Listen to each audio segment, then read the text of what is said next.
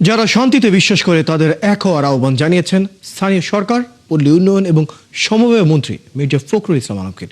শুক্রবার সন্ধ্যায় বৌদ্ধ পূর্ণিমা উপলক্ষে ঢাকার মেরুলবাড্ডা আন্তর্জাতিক বৌদ্ধ বিহারে এক অনুষ্ঠানে তিনি এসব কথা বলেন।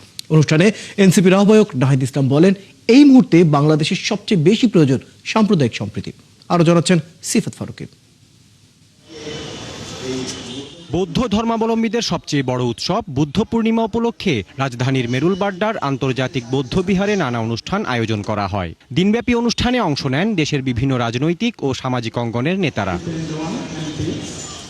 অনুষ্ঠানে প্রধান অতিথির বক্তব্যে বিএনপি মহাসচিব মির্জা ফখরুল ইসলাম আলমগীর বলেন, ধর্ম যুদ্ধ করার জন্য নয়, সম্প্রীতির জন্য।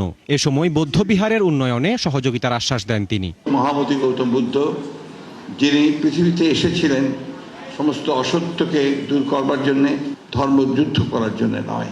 প্রত্যেকটি ধর্ম মানুষের কল্যাণ চায়, এবং যখন ধর্মগুলো এসেছে পৃথিবীতে, সব ধর্মই কিন্তু আপনার মানুষের কল্যাণের জন্য এসেছে। যে সমস্ত সমস্যাগুলো আছে সেগুলো যেন কাটিয়ে উঠতে পারি, আমরা অবশ্যই চেষ্টা করব।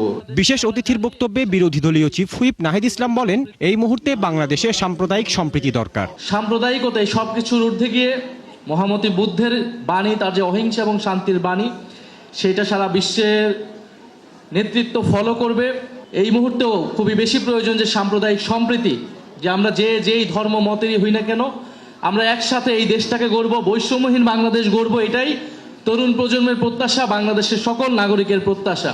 অনুষ্ঠানে অসাম্প্রদায়িকতা, ধর্মীয় সহাবস্থান ও পারস্পরিক শ্রদ্ধার বার্তা উঠে আসে। আমাদের মাননীয় প্রধানমন্ত্রী বলেছেন, ধর্ম যার যার, রাষ্ট্র সবার।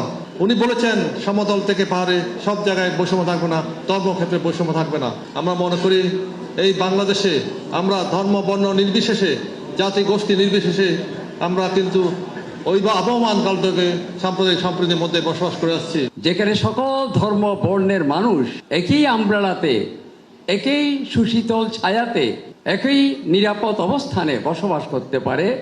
তারই নাম হচ্ছে বাংলাদেশ, এবং তারই একটি অংশ হচ্ছে আন্তর্জাতিক বৌদ্ধ বিহার। বুদ্ধ পূর্ণিমায় পৃথিবীতে শান্তি কামনার পাশাপাশি দেশের মানুষ যেন বৈষম্যহীনভাবে বসবাস করতে পারে এমন প্রার্থনা করা হয়।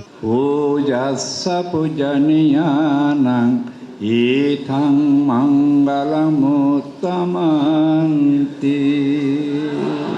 সিফাত ফারুকী, ৭১, ঢাকা।